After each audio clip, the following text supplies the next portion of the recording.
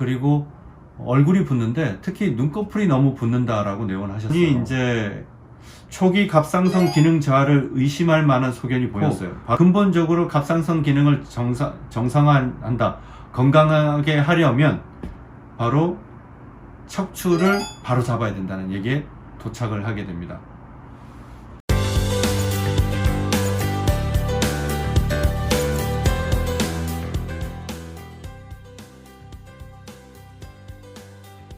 안녕하십니까, 라이프 체인저 류호성 원장입니다. 오늘 다루고자 하는 주제는 피로입니다. 30대 중반의 여성분인데 아침 기상이 힘들 정도로 너무 피곤하다, 그리고 얼굴이 붓는데 특히 눈꺼풀이 너무 붓는다 라고 내원을 하셨어요. 자, 우리가 피곤하면은 적극적으로 일을 하기가 힘들죠. 적극적으로 일을 하기 힘들 뿐만 아니라 만사가 다 귀찮아집니다. 그러면은 주변 사람한테 짜증내기도 쉽고 일도 잘 안 풀리고, 그러다 보면은 승진도 안 되고 점점 자기가 원하는 그런 그 삶의 모습으로부터 멀어질 수밖에 없습니다. 피로감, 간단한 문제일 수도 있지만 어떻게 보면은 그 한 개인의 행복과도 직결되어 있는 문제가 아닐까요? 그래서 오늘 이 피곤한 30대 중반의 어떤 여자분이 가진 문제에 대해서 우리가 오늘 얘기하고자 합니다. 자, 그래서 일단 피곤하다 그러시고, 그리고 얼굴이 붓고 눈꺼풀이 붓는다면은 일단 일반적으로 이제 의사들한테 떠오르는 생각은 혹시 이분이 갑상선 기능 저하가 있지 않을까? 혹시 간 기능에 좀 문제가 있지 않을까? 이런 생각을 떠올리게 됩니다. 그래서 혈액 검사를 먼저 하죠. 이분도 이제 일반 기초 혈액 검사를 해봤어요. 해봤더니 LDL 콜레스테롤이 증가된 것 외에는 특별한 특이 소견이 보이지 않았습니다. 염증도 없고 빈혈도 없고 심지어는 간 기능도 정상입니다. 그런데 호소하시는 증상으로만 보면은 일단 갑상선 기능 저하가 생각이 나죠. 그래서 기초 기능의학 분석을 더 해봤습니다. 그랬더니 아연이 감소가 돼 있고 총 단백이 약간 떨어져 있었습니다. 약간 떨어졌다는 의미는 정상 범위이긴 한데 그래도 아주 옵티멀 레인지, 그러니까 우리가 생각하는 건강한 이상적인 어떤 그 수치보다는 좀 떨어져 있다는 얘기죠. 그래서 이걸 봤을 때 이 사람이 이제 먹긴 먹는데 성인이니까 특별히 뭐랄까 이 편식이 있지는 않을 거고, 드시긴 드시는데 이게 소흡수가 잘 되지 않지 않나? 이런 의심을 좀 해보면서 계속 봤습니다. 그랬더니 이제 초기 갑상선 기능 저하를 의심할 만한 소견이 보였어요. 바로 이제 T3가 감소가 좀 돼 있었는데요.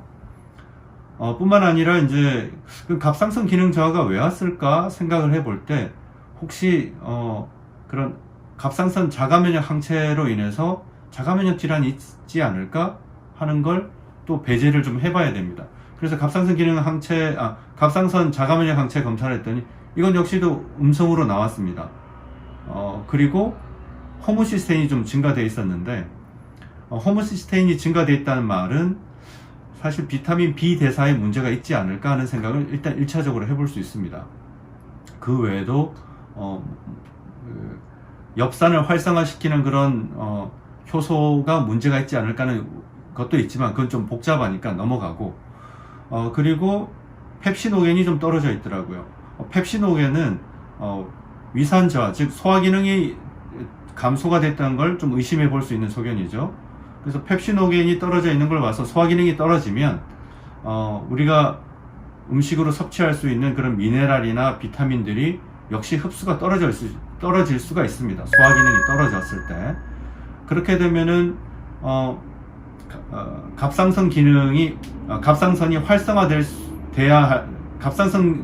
활성화되려면 이런 비타민이나 미네랄이 절대적으로 필요하거든요.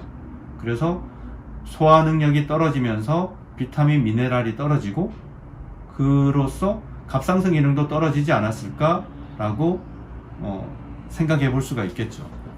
그래서 일단 이분한테 활성화된 갑상선 T3가 일부 포함되어 있는 콤지로이드를 반알 정도 소량 드렸더니 증상은 일단 좋아지셨습니다.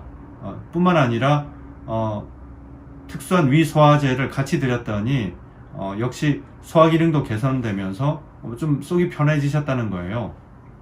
그래서 1차적으로 이분이 호소하시는 갑상선 기능 저하로 인해서 좀 피곤하고 그 다음에 얼굴이 붓고 하는 증상은 많이 좋아졌습니다.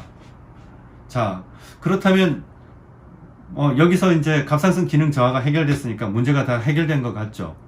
그러나 이게 끝이 아닙니다. 왜냐하면 그럼 갑상선 기능 저하를 교정하기 위해서 갑상선 호르몬을 계속 먹어야 되느냐? 그런 문제에 이제 봉착하게 되는 거죠. 그래서 라이프 체인저인 제가 봤을 때는 근본적으로 갑상선 기능을 저하시키는 문제는 과연 무엇일까? 뭐 하시모토 갑상선염 같은 이런 자가면역 질환이 있는 것도 아니고 하니까 그래서 세븐코어 분석을 해봤습니다. 세븐코어 분석을 해봤더니 먼저 아까 말씀드렸다시피 갑상선 기능을 활성화시키는 데는 비타민이나 미네랄들이 필요하다 그랬잖아요.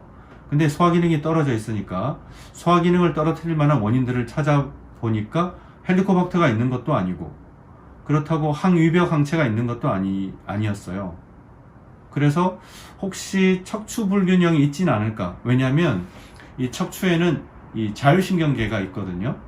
그래서 자율신경계 기능이 떨어지면은 이 자율신경계가 우리 몸의 모든 기능을 컨트롤하는 기능을 하거든요. 특히 소화 기능이 자율신경계의 어떤 영향에 달려 있습니다. 그래서 척추를 좀 살펴보기 위해서 전척추 엑스레이를 찍어봤습니다. 척추 중심축이 맞지가 않고 경추를 살펴보면 일자목이에요.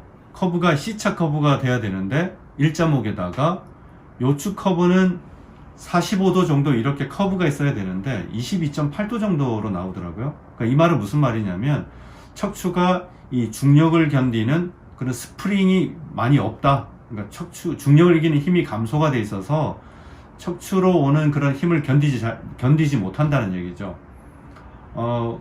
그래서 뿐만 아니라 이분이 경추 6번, 7번을 보면은 이미 석회화가 와 있고 척추 바디 몸체가 변형이 와 있습니다. 그러니까 퇴행성 변화가 있습니다. 그래서 하루아침에 생긴 문제가 아니라 오래된 문제죠.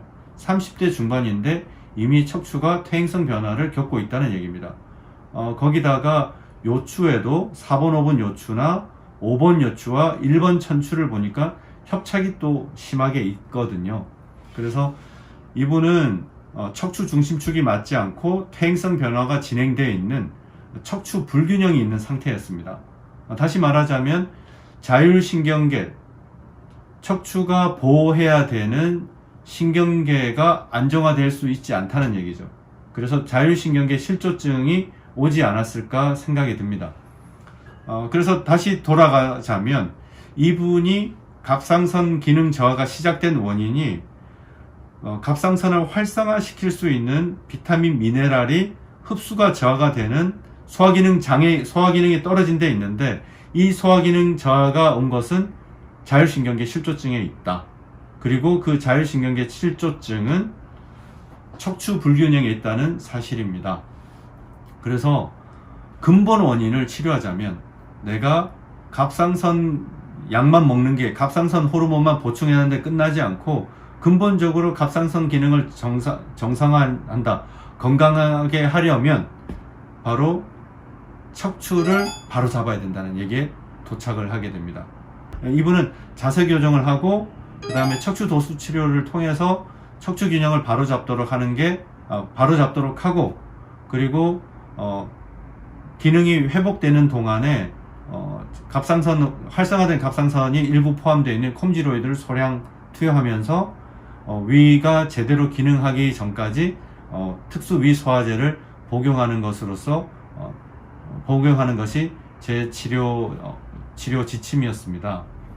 그래서 오늘은 이런 숨겨진 갑상선 기능 저하증, 그러니까 일반적으로 내가 피곤한데 그러면서 피곤하고 몸이 붓는데 일반적인 검사를 해서 잘 드러날 일반적인 검사를 통해서는 놓칠 수도 있는 이런 초기 갑상선 기능 저하증을 어떻게 교정을 할 것이고, 그리고 갑상선 기능 자증은 숨어있는 근본적인 원인, 이 자율신경 실조증을 일으킨 척추 불균형에 대해서 알아봤습니다. 자,